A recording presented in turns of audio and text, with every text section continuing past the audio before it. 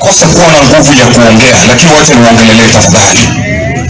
I want to speak on behalf of the great people, wale ambao mlijitolea tukapigana kuhusu UDA ndani ya Kisii. Nyalingani zikaonjungiwa, ilikuwa rahisi, haikuwa rahisi.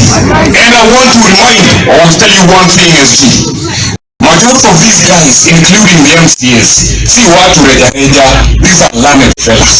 Tafadhali nataka kuomba, kama inawezekana, wacha kukuwa na database. Ijulikane mwenye alishindwa ni nani yako na degree, ni nani yako na certificate wa degree, kama kuna mahali anaingia, anaitwa hapo.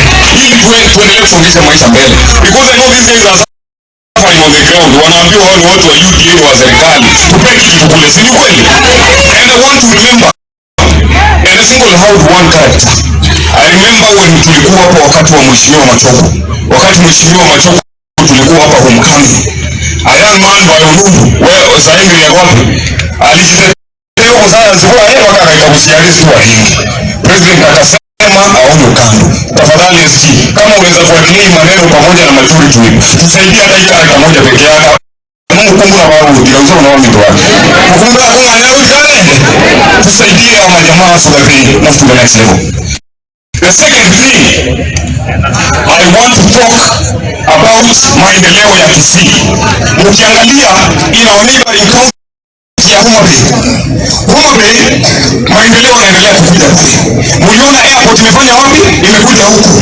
Na sisi wa Kisii ndio wengi. Airport ikikuja itasaidia watu wengi, including hao vijana wenye hawana kazi. Majority Whip na viongozi wote wako hapa, tufuatilie airport ya Kimutana na Malala linki kule na jimbe na Karua Rwanda kwa.